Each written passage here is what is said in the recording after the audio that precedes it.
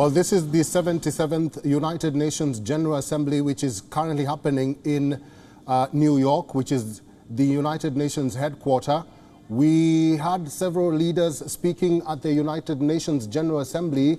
We also had speakers from African countries addressing the forum. We also had the Iranian President Ibrahim Raisi, who spoke at the forum a few minutes ago, and now we are waiting for the President of the United States, Joe Biden, to address the forum in a few minutes from now.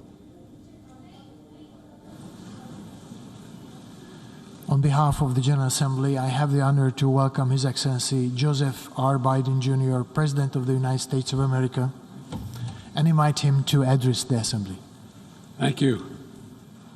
Mr. President, Mr. Secretary General, my fellow leaders, in the last year, our world has experienced great upheaval. A growing crisis in food insecurity, record heat, floods and droughts, COVID-19, inflation, and a brutal, needless war. A war chosen by one man, to be very blunt. Let us speak plainly. A permanent member of the United Nations Security Council invaded its neighbor, attempted to erase a sovereign state from the map. Russia has shamelessly violated the core tenets of the United Nations Charter. No more important than the clear prohibition against countries taking the territory of their neighbor by force.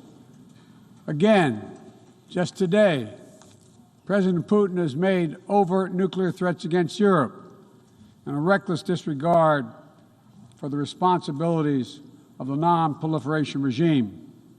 Now, Russia's calling up more soldiers to join the fight, and the Kremlin is organizing a sham referenda to try to annex parts of Ukraine, an extremely significant violation of the UN Charter. This world should see these outrageous acts for what they are. Putin claims he had to act because Russia was threatened. But no one threatened Russia, and no one other than Russia sought conflict. In fact, we warned it was coming, and with many of you we worked to try to avert it. Putin's own words make his true purpose unmistakable. Just before he invaded, Putin asserted, and I quote, "Ukraine was created by Russia and never had, quote, real statehood." And now we see attacks on schools, railway stations, hospitals, on centers of Ukrainian history and culture. In the past, even more horrifying evidence of Russia's atrocity and war crimes. Mass graves uncovered in Izium, bodies, according to those who excavated those bodies, showing signs of torture. This war is about extinguishing Ukraine's right to exist as a state, plain and simple, and Ukraine's right to exist as a people.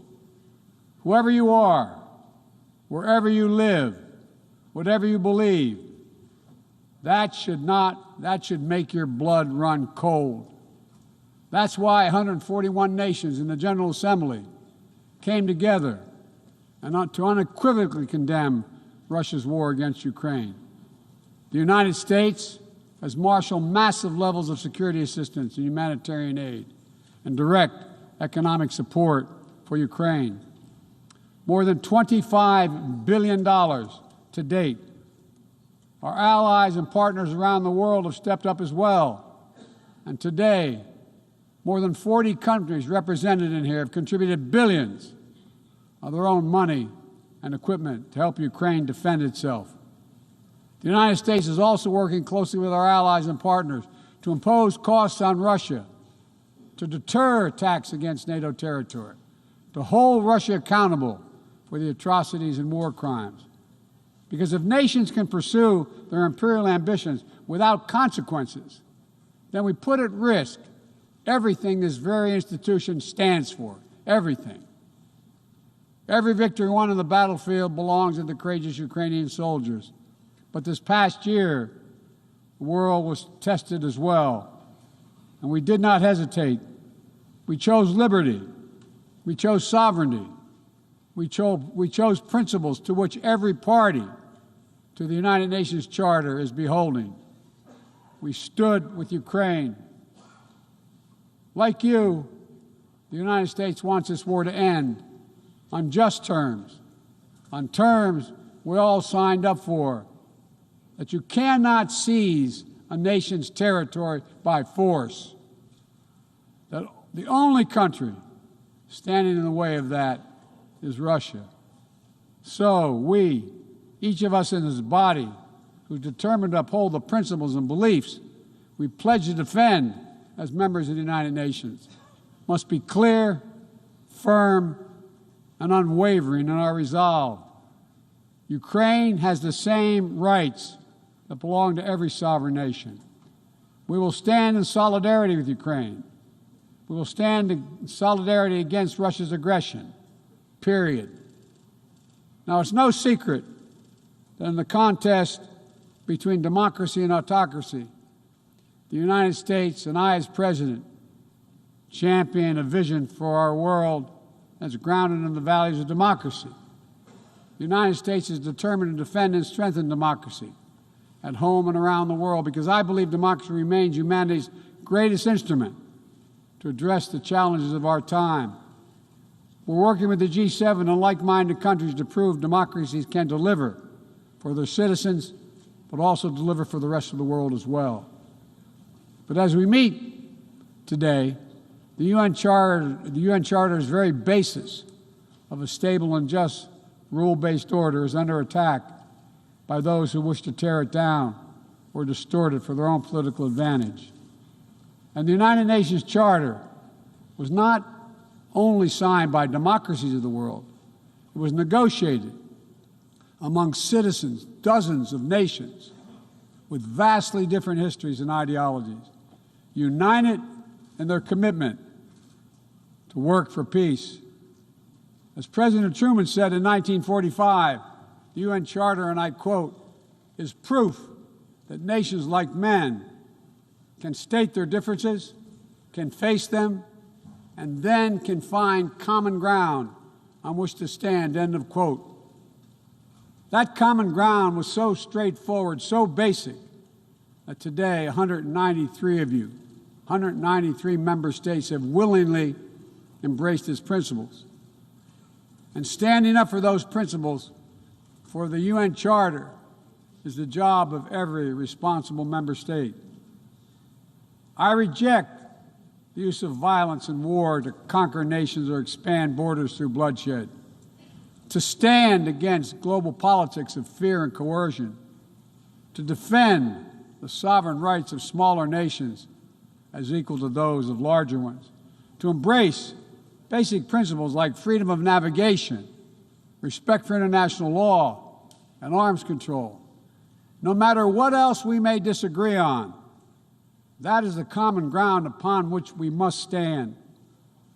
If you're still committed to a strong foundation for the good of every nation around the world, then the United States wants to work with you.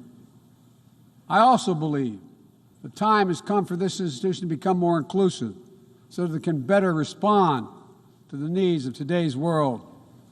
Members of the UN Security Council, including the United States, should consistently uphold and defend the UN Charter and refrain from the use of the veto, except in rare, extraordinary situations, to ensure that the Council remains credible and effective. That is also why the United States supports increasing the number of both permanent and non-permanent representatives of the Council. This includes permanent seats for those nations we have long supported and permanent seats for countries in Africa, Latin America, and the Caribbean. The United States is committed to this vital work. In every region, we've pursued new, constructive ways to work with partners to advance shared interests, from elevating the Quad in the Indo-Pacific to signing the Los Angeles Declaration of Migration and Protection at the Summit of the Americas, to joining a historic meeting of 9 Arab leaders to work toward a more peaceful, integrated Middle East, to hosting the U.S.-Africa Leaders Summit in this December. As I said last year, the United States is opening an era of relentless diplomacy to address the challenges that matter most to people's lives, all people's lives.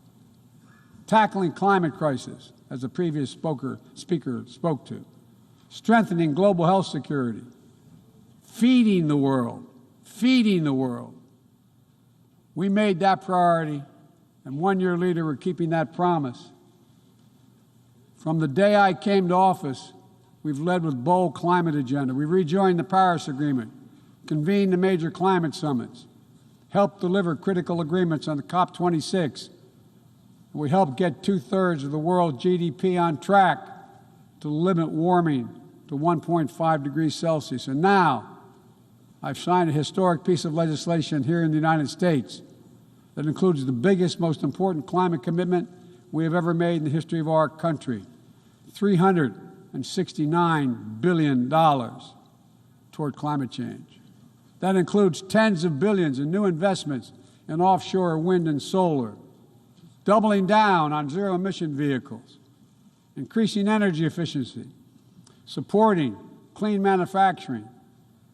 Our Department of Energy estimates that this new law will reduce U.S. emissions by 1 gigaton a year by 2030, while unleashing a new era of clean energy-powered economic growth. Our investments will also help reduce the cost of developing clean energy technologies worldwide, not just in the United States. This is a global game changer, and none too soon. We don't have much time. We all know we're already living in a climate crisis. No one seems to doubt it after this past year. We meet. Much of Pakistan is still underwater, needs help. Meanwhile, the Horn of Africa faces unprecedented drought. Families are facing impossible choices, choosing which child to feed and wondering whether they'll survive. This is the human cost of climate change, and it's growing, not lessening. So as I announced last year, to meet our global responsibility, my administration is working with our Congress to deliver more than $11 billion a year to international climate finance, to help lower-income countries implement their climate goals and ensure a just energy transition. The key part of that will be our PEPFAR plan, which will help 500 million people in especially vulnerable countries adapt to the impacts of climate change and build resilience. This need is enormous. So let this be the moment we find within ourselves the will to turn back the tide of climate devastation, and unlock a resilient, sustainable, clean energy economy to preserve our planet.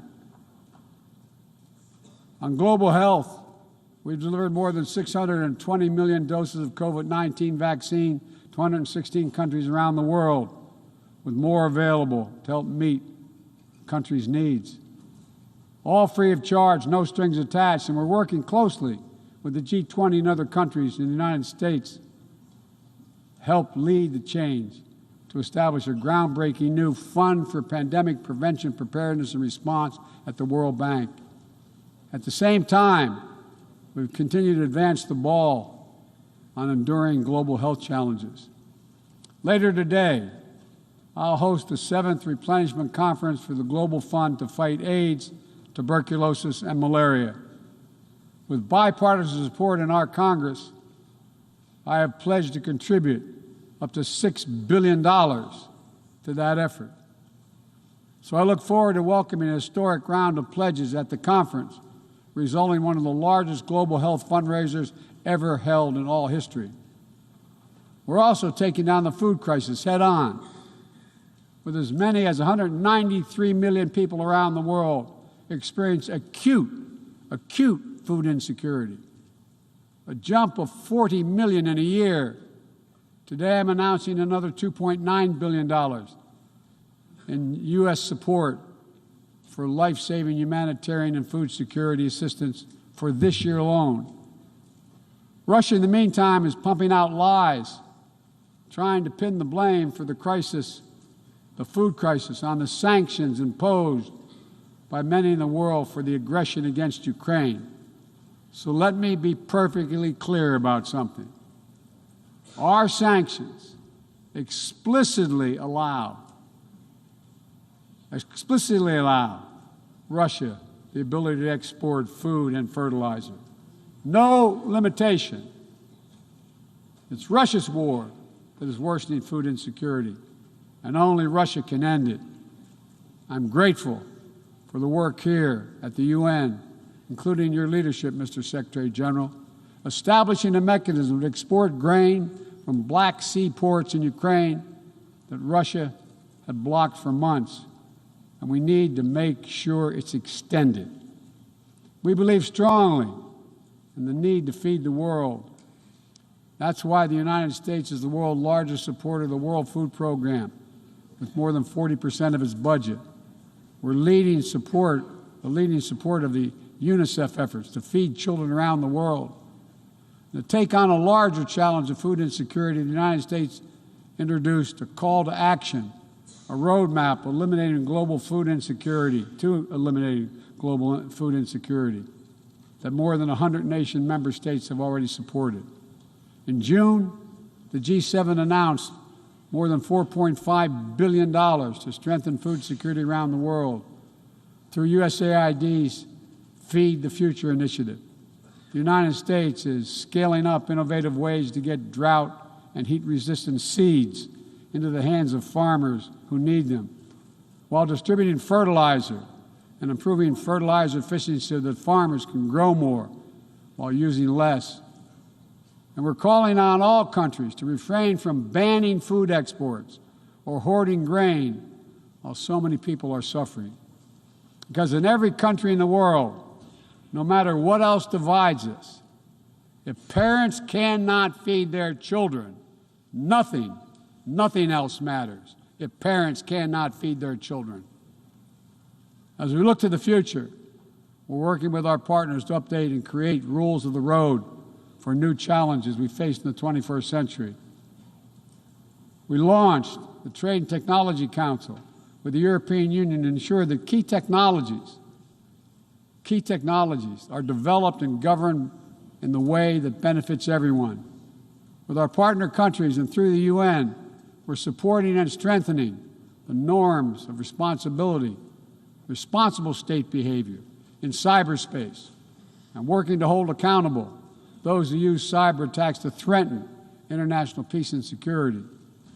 With partners in the Americas, Africa, Europe, and the Middle East, and the Indo-Pacific, we're working to build a new economic ecosystem where every nation gets a fair shot, and economic growth is resilient, sustainable, and shared.